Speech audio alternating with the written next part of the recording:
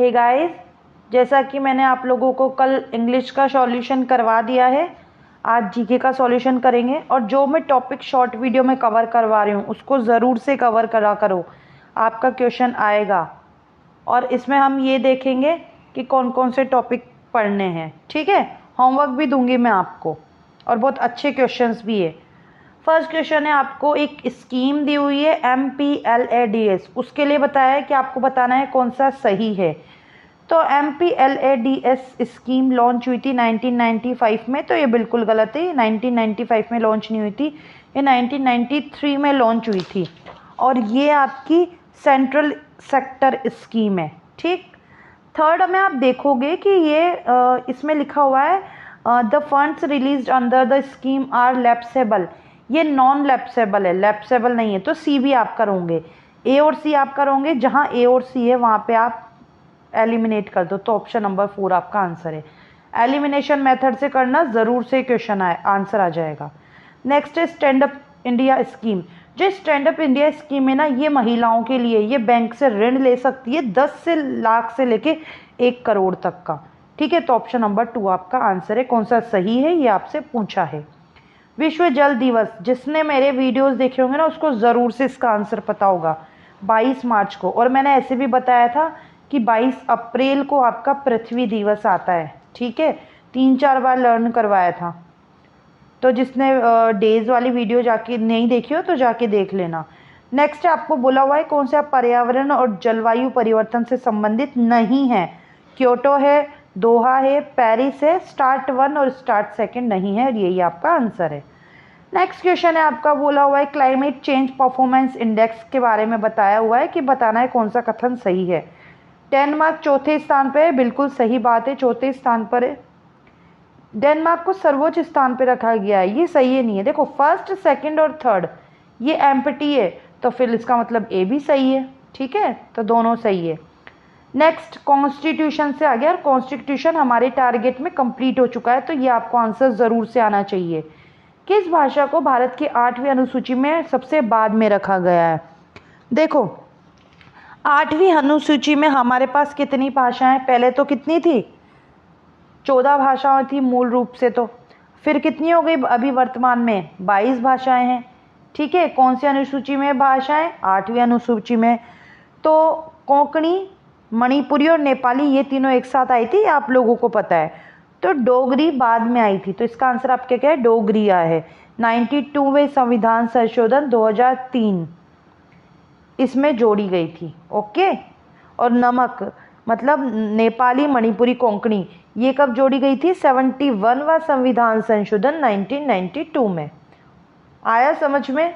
इस तरीके से कॉन्सेप्ट क्लियर करना, कोई भी क्वेश्चन अगर आप करते हो तो उसके साथ एक्स्ट्रा फैक्ट्स भी पढ़ा करो। नेक्स्ट आपको आर्टिकल दिए हुए हैं, आपको मैच करना है, और मैंने हमेशा से बोला है कि आर्टिकल पढ़ लेना, उससे क्वेश्चन ज़रूर से आता है। और देख लो क्वेश्चन आया भी है, और EPFO SSA में भी पक्का आएगा। तो जिसने अभी तक भी ना पढ़े हो ना तो ज़रूर से पढ़ लेना। 18 आर्टिकल आपका बिल्कुल उपाधियों का अंत है, तो ए का आपका क्या है, फर्स्ट है, और एलिमिनेट हो गया ऑप्शन नंबर 4। आपको दे रखा है 21A शिक्षा का अधिकार, बिल्कुल बी का सेकंड है आपका, तो आपका ऑप्शन नंबर 1 भी एलिमिनेट हो गया। अब आप देखोगे आर्टिकल 29 और आर्टिकल 30 में अगर आपको दोनों में से एक भी आता है तो आप कर ले जाओगे।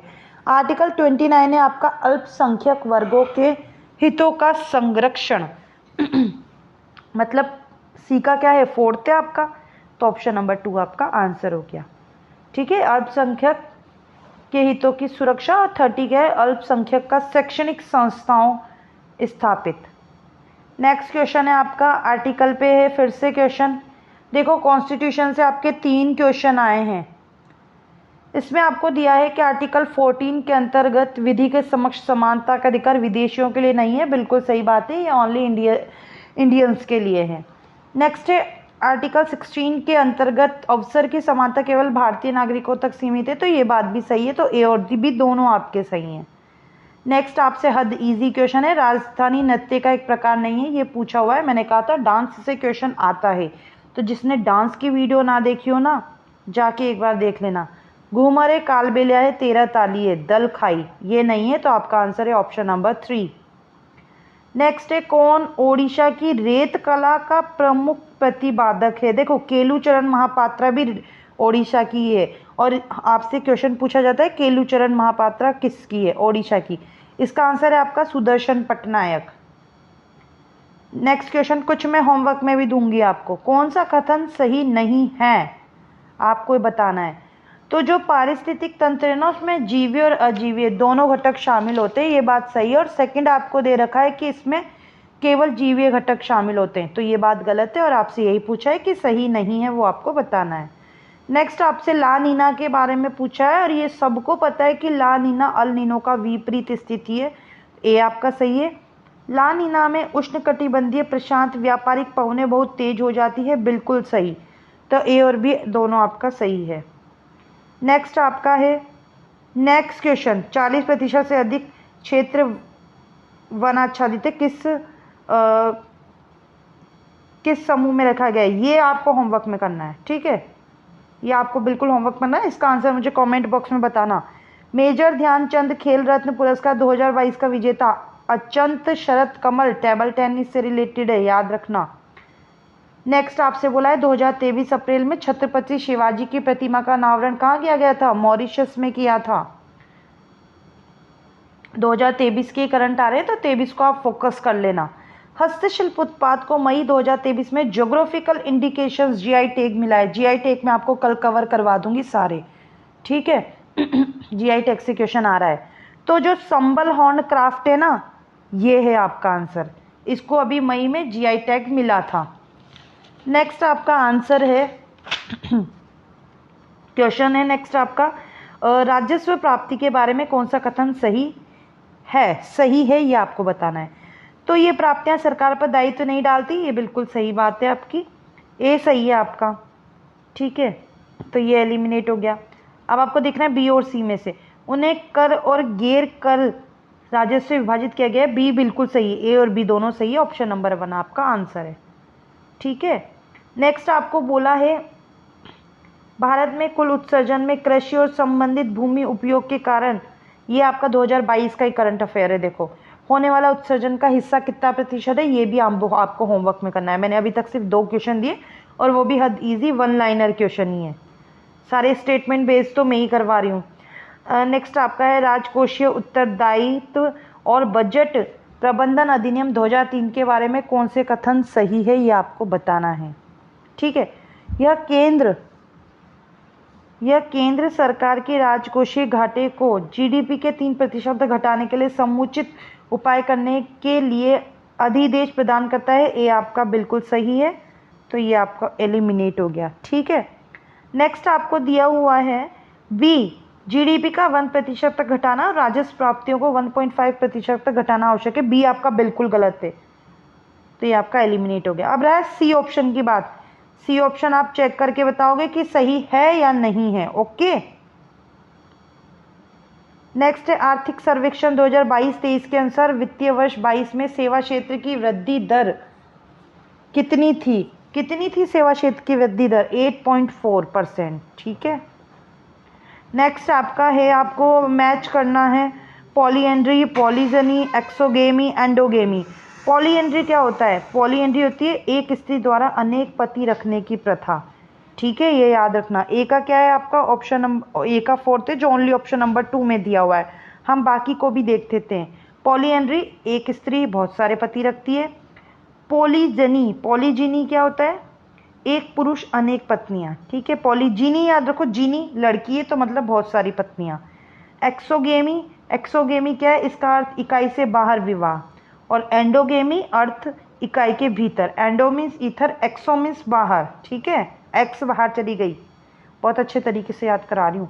नेक्स्ट आपको दिया हुआ है सन बताने हैं। चंपारण का सबको पता है 1917, बच्चे को पता है। ए का चंपारण का 1917, ए का है थर्ड, ए का थर्ड किस किस में है, ये एलिमिनेट हो गए, ठीक है। अब बारदोली किसान आंदोलन 1928 में हुआ था, ये आपको याद होना चाहिए। बी का क्या है सेकंड, बी का सेकंड ओनली ऑप्शन नंबर 4 में। और द्वितीय में गोलमेज 1931 में हुआ था। पूर्ण स्वराज 1929 में हुआ था, ठीक है। हो गया, समझ आया। अभी हिस्ट्री चल रही है हमारे टारगेट में, पढ़ लेना। बाबा गुरु नानक का जन्म कब हुआ था? कौन सी शताब्दी में हुआ था बाबा गुरु नानक का? 14वीं शताब्दी में हुआ था बाबा गुरु नानक का जन्म। ठीक है। Bros is an alloy of copper and zinc. बिल्कुल फेमस क्वेश्चन है साइंस से। तांबा और जस्ता की मिश्र धातु है पीतल। कैल्शियम कार्बोनेट को गर्म करने पर कैल्शियम ऑक्साइड और कार्बन डाइऑक्साइड में विघटित होना किसका उदाहरण है? विघटन अभिक्रिया का, डिकम्पोजिशन रिएक्शन का उदाहरण है। ठीक है। नेक्स्ट आपको दिया है कौन सा सही नहीं है, ये आपको बताना है। अब आपको ये बता दूं, जो आपकी राष्ट्रीय वन नीति है ना, वो 1978 में नहीं बनी थी, वो 1988 में बनी थी। डी आपका गलत है, जहाँ डी है उसको रॉन्ग कर दो। अब देखो, अब हम कैसे चेक करेंगे? बी ऑप्शन पे चलो। कृषि की फसल काटकर जलाने की विधि ने निर्वनीकरण में योगदान दिया है। एक मिनट इंग्लिश में पढ़ लेते हैं। The slash and burn agriculture from has contributed to deforestation. ये आपका सही है गलत है? ये आपका बिल्कुल सही है, बी सही है। इसका मतलब ऑप्शन नंबर 2 आपका आंसर हो गया। ठीक है। और सी क्या है आपका? सी है reforestation is a process of restoring a forest once excited but removed at same point of time. किसी समय उसे समाप्त कर दिया गया है जो कभी मौजूद था। पुनर्वनीकरण उस वन की पुनः प्रणाली की प्रक्रिया है जो कभी मौजूद था और उसको समाप्त कर दिया गया है। ठीक है। देखो, मैं एक ही बात बोलूँगी कि आपका जो इसका लेवल है ना, वो इजी टू मॉडरेट जाएगा। कुछ क्वेश्चंस आपके हार्ड होंगे, बट कोई दिक्कत नहीं है, जो आ रहे हैं वो तो करने हैं आपको। फायर वॉल के बारे में बोला है आपसे, फायर वॉल का बताना है। तो बी पे देखो, जो फायर वॉल है ना, वो केवल सॉफ्टवेयर के माध्यम से लागू नहीं होता, सॉफ्टवेयर और हार्डवेयर दोनों से होता है। तो बी आपका गलत है और सही पूछा है, तो बी गलत है। इसका मतलब ये आपका एलिमिनेट हो गया, ये एलिमिनेट हो गया, ये एलिमिनेट हो गया। ऑप्शन नंबर 2 आपका आंसर है। ठीक है, ऐसे करना है आपको। क्लू पकड़ो, क्लू। कौन सा कथन सही नहीं है? NTPC limited is a PSU public sector undertaking है। बिल्कुल है। सीबीएफसी को थोड़ा सा भी हम होल्ड रखते हैं और आगे पढ़ते हैं। BCCI the board of control for cricket is in India is a registered body under the Tamil Nadu societies registration act. तो ये भी बिल्कुल सही है आपका। ICMR Indian council of medical research is funded by the government of India. ये भी सही है आपका। तो ऑप्शन नंबर 2 आपका गलत है और यही आपसे पूछा है। नेक्स्ट क्वेश्चन है आपका, सार्क के बारे में कौन सा कथन सही है? तो ये आप लोगों को पता है, सार्क का सचिवालय काठमांडू में, और यही सही है, कुछ पढ़ना ही नहीं है बस। और सारे जितने भी सार्क वगैरह है ना, WTO हुआ, WHO हुआ, इन सब के हेडक्वार्टर में आपको कल सारे कंप्लीट हो जाएंगे। ठीक है, आप टेंशन मत लो। कौन संयुक्त राष्ट्र का प्रमुख अंग नहीं है? कौन सा नहीं है? राष्ट्रीय सचिव, संयुक्त राष्ट्र सचिवालय है, अंतर्राष्ट्रीय न्यायालय है, और आपका न्याय सत्ता परिषद ये भी है। तो WHO ये नहीं है और आपका यही आंसर है, ऑप्शन नंबर 4। ठीक है, सारे क्वेश्चन हो गए। 2 से 3 क्वेश्चन दिए मैंने सिर्फ होमवर्क में और सारे आपको करवा दिए। और कल से मैं आपके लिए कुछ क्वेश्चंस लेके आऊँगी, जरूर एक्सपेक्टेड क्वेश्चन, वो ज़रूर से करने हैं आपको। ठीक है ना। और आपका जो एडमिट कार्ड है उसके लिए भी आपके लिए बहुत वीडियो आ जाएगी जल्दी कल। देखो 1-2 दिन में आ जाएगा एडमिट कार्ड, डोंट वरी। आपको सिर्फ सिटी जाननी है ना, मिल जाएगी।